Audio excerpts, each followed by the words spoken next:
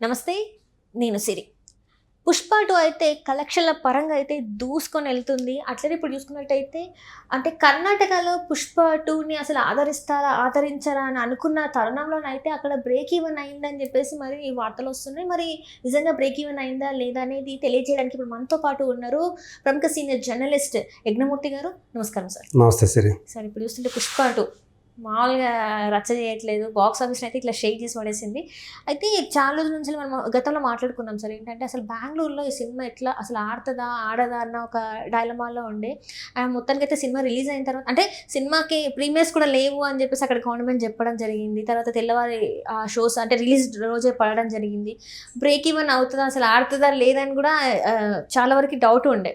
కానీ మొత్తానికైతే ఇప్పుడు బ్రేక్ ఈవెన్ అయిందని చెప్పేసి ఒక వార్త అయితే మరి బయటకు వచ్చింది. మరి బ్రేక్ ఈవెన్ అయిందా? అవ్వలేదా? యాక్చువల్గా అయితే మామూలుగా తెలుగు సినిమాలకి కర్ణాటకలో ఈ మధ్యకాలంలో తమిళనాడు నుంచి మంచి ఆదరణ లభిస్తుంది. అయితే విచిత్రంగా ఈ సినిమాకి 'పుష్ప 2'కి వచ్చేటప్పటికి కర్ణాటక మించి తమిళనాడులో ప్రీ బిజినెస్ ఎక్కువగా జరిగింది. ఇది 30+ అయితే అది 50+ ఏకంగా. సో ఎందుకు ఇంత నమ్మి తీసుకున్నారు ఏంటని అర్థం కాలేదు. సో కలెక్షన్లో చూసినా కానీ ఇప్పుడు రిలీజ్ అయిన తర్వాత కలెక్షన్ చూసినా కానీ కర్ణాటకే చాలా ఎక్కువగా ఉంది తమిళనాడుతో పోలిస్తే. సో ఆల్మోస్ట్ డబుల్ అన్నట్లుగా అక్కడ ఉంది. సో కర్ణాటక, తమిళనాడు, కేరళ రెండు కలిపి చూసినా కానీ చాలా దూరంగా ఉండే కర్ణాటక. సో యాక్చువల్గా దాన్ని 32 కోట్లు పెట్టి అక్కడ డిస్ట్రిబ్యూటర్లో కొన్నారు దాన్ని. సో ఇప్పుడు చూసుకుంటే ఆల్రెడీ 4 రోజుల్లోనే 31.5 కోట్లు వచ్చేసినాయి. అంటే ఈ రోజు 5వ రోజు. ఈ రోజుతోటి లాభాల్లోకి బ్రేక్ ఈవెన్ అయిపోయింది. ఆ 32 కోట్లు అయిపోయింది, లాభాల్లోకి వచ్చేసింది అని చెప్పేసి మనకి సమాచారం, లేటెస్ట్ అప్డేట్ అది. సో నిజంగానే కర్ణాటక ఆడియన్స్ సో దీన్ని పుష్పని వాళ్ళు ఓన్ చేసుకున్నారని చెప్పేసి చెప్పాలి. సో ప్రధానంగా ఏంటంటే మాస్ పాకెట్స్ ఎక్కువగా ఈ సినిమాని బాగా ఆదరిస్తున్నారు నార్త్లో అనేది ఇప్పుడు మనకి విశ్లేషిస్తే కలెక్షన్స్ ఎక్కడెక్కడ బాగా వస్తున్నాయి ఏంటని విశ్లేషిస్తే అర్బన్ ఏరియాల్లో ఎలా ఆడుతుందో అంతకు మించి మాస్ పాకెట్స్లో ఈ సినిమా వీరవిహారం చేస్తుందని చెప్పేసి ఆ ట్రెండ్స్ని బట్టి మనకు తెలుస్తుంది.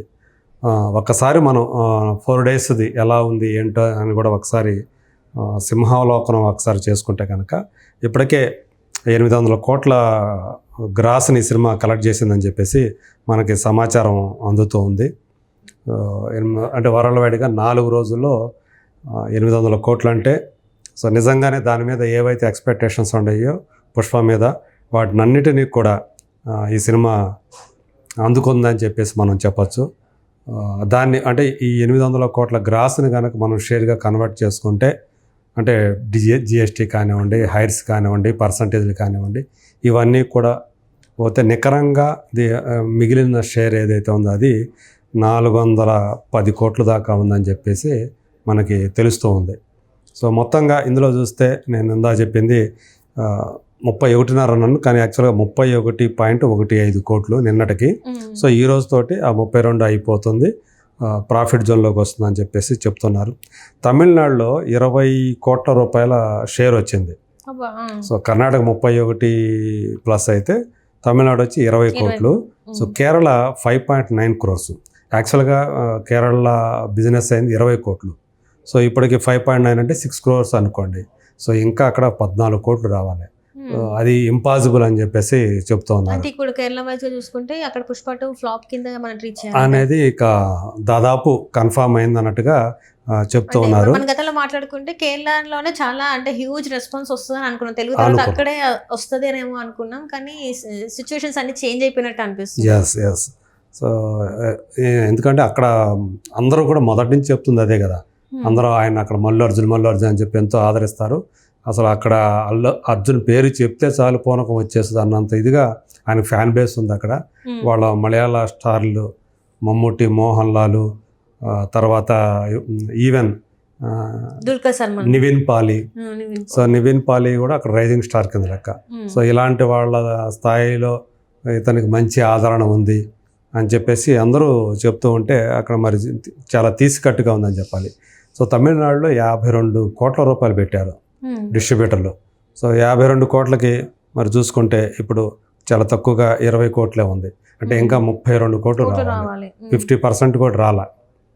వచ్చే ఉందా సార్ మరి? అంటే ఇక 2 వారాలకైనా అవుతుందా లేదా డౌటే అది.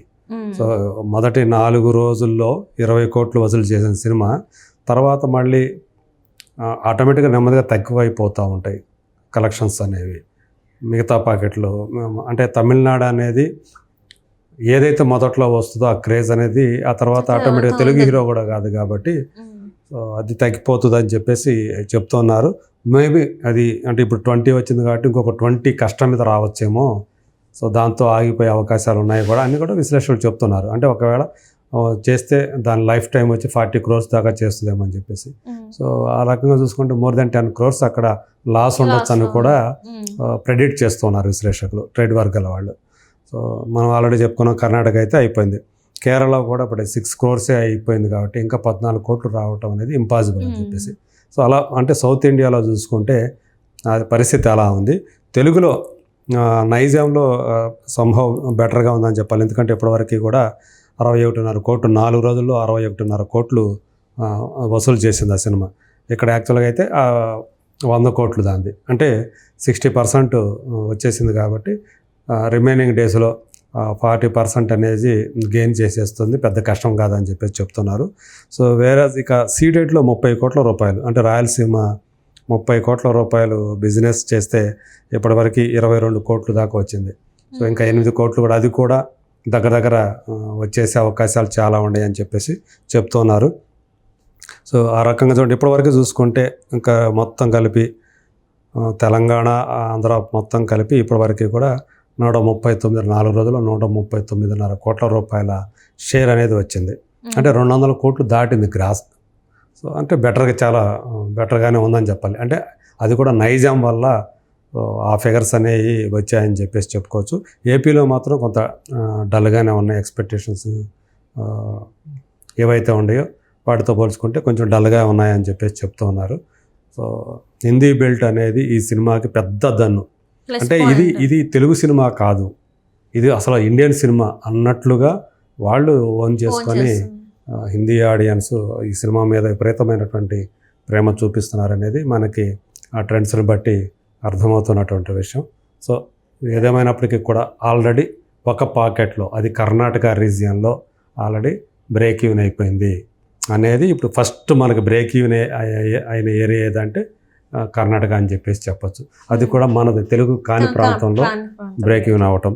ఈవెన్ నార్త్ ఇండియాలో కూడా త్వరలోనే ఒక సో ఫస్ట్ వీక్ లేదా 10 daysలో అయిపోతుంది, బ్రేక్ ఈవెన్ అయిపోయి లాభాల్లోకి వస్తుందని చెప్పేసి చెప్తూ ఉన్నారు.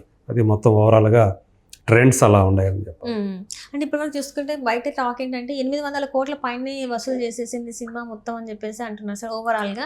సార్ ఎట్లా అది వాస్తవం అంటారా సార్? లేకపోతే చెప్పానుగా నేను మీకు ఆల్రెడీ 800 కోట్లు దాటేసిందని చెప్పానుగా 4 రోజుల్లో. ఇప్పుడు ఇంకా ఈరోజు అంటే అందులో ప్రధానమైనటువంటి వాటా హిందీ బెల్ట్ అనే చెప్పాలి. హిందీ బెల్ట్ నుంచి మనకి చాలా వరకు అవును, ఒక్క హిందీలోనే అందులో 295 కోట్ల పైనే 4 రోజుల్లో అది రాబట్టడం అనేది.